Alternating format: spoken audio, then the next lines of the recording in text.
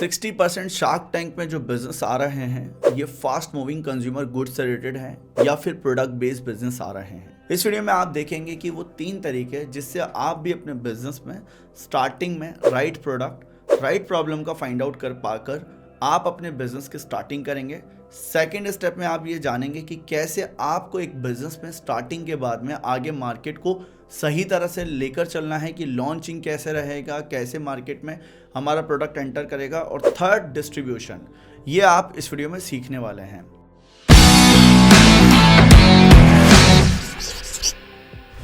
तो देखिए, मेरा नाम है यदु चतुर्वेदी, मैं फाउंडर हूँ कामकाजी.com का।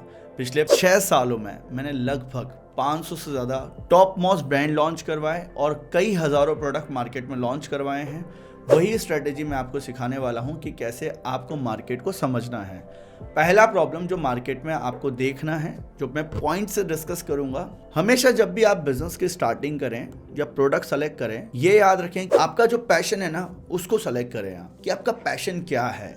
अगर बिजनेस की स्टार्टिंग आप कर रहे हैं तो जैसे कि आपका पैशन क्या, लोगों को टेस्टी फूड खिलाना है, तो प्रॉब्लम का सॉल्यूशन आपका पैशन है कि भाई मिल्क यहाँ पर नहीं मिलता है, मैं इसको पैक करके बेच सकता हूँ, ये पैशन है आपका। क्या पैशन है जिसको फॉलो कर सकते हैं। सेकंड, अगर आपको सही मार्केट में स्टार्टिंग करनी है तो सबसे पहले सेल्फ एवेल्युएट करें कि एटलीस्ट मैंने क्या कर सकता हूँ, मतलब कि प्रॉब्लम की आइडेंटिफिकेशन। हमारी एकेडमी में कई ऐसे बिजनेस ओनर्स हैं जिनके पास में पैकेजिंग का जो भी बिजनेस स्टार्ट करने का पैसा है वो नहीं होता है, तो वो क्या करते हैं, वो जुगाड़ लगाते हैं। वो अपना एक सबसे पहले बेसिकली मार्केट फिट प्रोडक्ट नहीं बनाते हैं।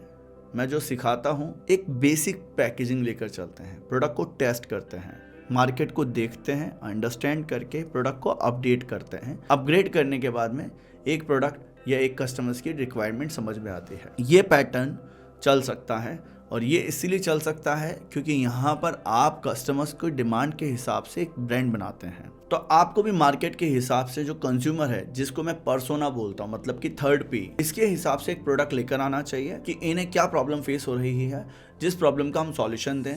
क्या पैकेजिंग में प्रॉब्लम है या क्या पैकेजिंग अपडेट करके दूं मैं बाद में, इस तरह से आइडेंटिफाई करना होता है। थोड़ा सा स्पेसिफिक चले ना अगर हम, तो यहीं पर आप सबके लिए सब कुछ न बनाने का सोचें। अगर आप कोई भी प्रोडक्ट मार्केट में लेकर आना चाहते हैं तो टारगेट स्पेसिफिक, यस, आपको स्पेशलाइजेशन को फॉलो करना चाहिए। बिकॉज एक जनरल प्रोडक्ट मार्केट में कम पैसा कमाता है, बट एक स्पेसिफिक प्रोडक्ट मार्केट में ज्यादा पैसा कमाता है। अब ड्राई फ्रूट कैटेगरी देखो, सब नहीं खरीदेंगे पर पैसा ज्यादा है इसमें। मखाना देखो, ज्यादा पैसा है। मसाले में कम मार्जिन है बिकॉज सब खरीद रहे हैं। स्पेसिफिक कर दो मसाले को, आप देखो कि क्या मसाला मैं लेकर आ सकता हूँ। चंकी चाट मसाला, पाव भाजी मसाला, ये स्पेशलाइज मसाले होंगे तो यहाँ पैसा मार्जिन ज्यादा होगा। इस तरह से आइडियली सर्च करना पड़ता है और यहाँ से आपके बिजनेस की स्टार्टिंग में आपको एक प्रॉब्लम का सॉल्यूशन, पर्सोना, साथ ही ये भी देखना है कि क्या मेरा ये पैशन है, और फोर्थ है क्या इसमें पेमेंट्स हैं या नहीं है। जो प्रोडक्ट है आपका वो पहले ही दिन खत्म हो जाएगा अगर आपको 2 चीजें नहीं पता है तो। पहला तो प्रोडक्ट में प्रॉफिटेबिलिटी है या नहीं है,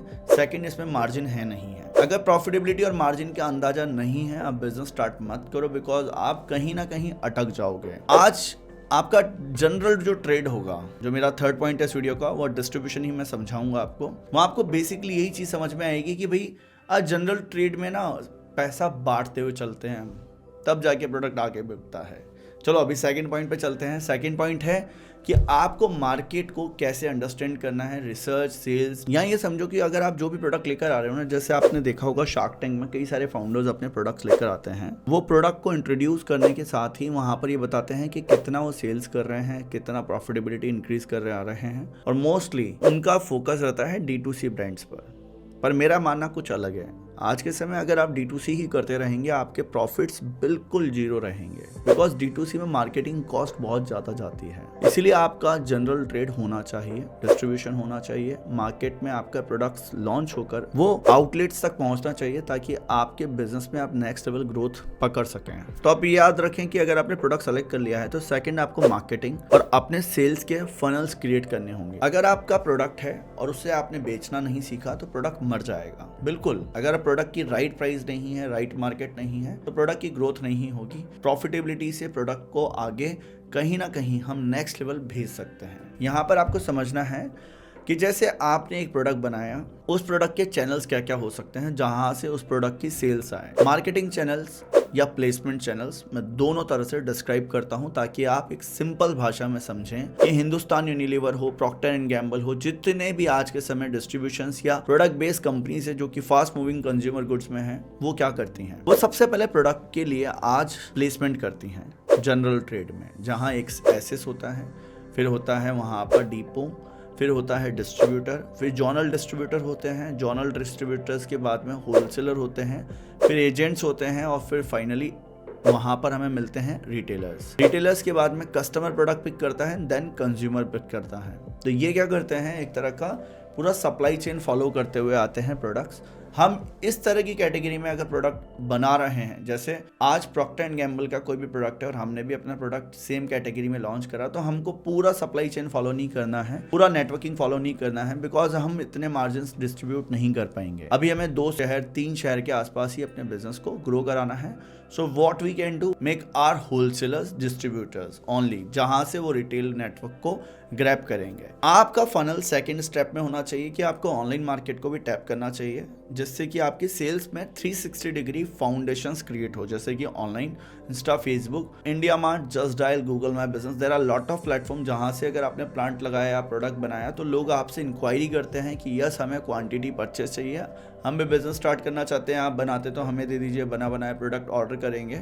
ये आपके लिए बिजनेस में बहुत इंपॉर्टेंट टास्क है। थर्ड जो बिजनेस में डिस्ट्रीब्यूशन वाली बात मैंने करी थी, तो यहाँ पर आपको सीखनी होगी। एक प्रोडक्ट बनाने के बाद में अगर उस प्रोडक्ट की प्लेसमेंट हमें नेक्स्ट लेवल करनी है, तो डिस्ट्रीब्यूशन पर फोकस करना होगा। प्रोडक्ट को इस तरह से डिस्ट्रीब्यूशन पे भेजना होगा कि प्रोडक्ट सबसे ज्यादा प्लेसमेंट पकड़े, मतलब जितनी ज्यादा दुकानों पर प्रोडक्ट टिकेगा उतना ज़्यादा दिखेगा और उसी के बाद में वो वहाँ से बिकेगा। तो पहले टिकाना है, फिर दिखाना है और फिर बेचना है।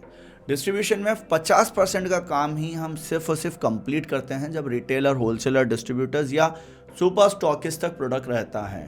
आप सोचें भाई मैं रिटेलर तक दिया आया, सेल्स कंप्लीट है, नहीं है। डिस्ट्रीब्यूशन में सबसे पहले ये चीज़ समझ लें कि आपका फाइनल कॉल जब होती है, जब प्रोडक्ट की पेमेंट कंज्यूमर के थ्रू दुकानदार तक मिल जाए। यहाँ पर आपके पास में फाइनल कॉल की मार्केटिंग फनल होनी चाहिए कि दुकानों से ऑफ टेक कराने के लिए मैं प्रोडक्ट को कैसे बनाऊंगा, कैसे लॉन्च करवाऊंगा। सेकंड कैटेगरी में हम समझें कि मार्केट एक ऐसी मार्केट है ये जो कि आज सब लोगों की प्यास बुझा सकती है। मतलब कि जो लोग अपने शहरों में बिजनेस स्टार्ट कर रहे हैं ना, इन कैटेगरीज में, वो सब लोग कमा सकते हैं। बस आपको अपने मार्केट में एक ब्रांड की तरह लेकर चलना है अपने प्रोडक्ट्स को, ना कि एक नॉन ब्रांडेड कैटेगरी को टैप करना है। आई होप आप क्लियर हो पाए होंगे इस वीडियो से। अगर आपको ये वीडियो अच्छा लगा है तो आप मेरे साथ में जुड़कर अपने बिजनेस की जर्नी में आगे बढ़ सकते हैं। आगे बढ़ने के लिए आपको सिंपल सा कुछ नहीं करना है, इन नंबर्स पे कॉल करना है, ज्वाइन करना है कामकाजी एकेडमी को और आगे सीखते रहना है। आई होप आपको बहुत कुछ सीखने को मिला होगा और भी वीडियोस है कामकाजी चैनल पर जाकर आप देख सकते हैं। मिलते हैं दोस्तों नेक्स्ट वीडियो में, तब तक के लिए बना रहिएगा हमारे साथ।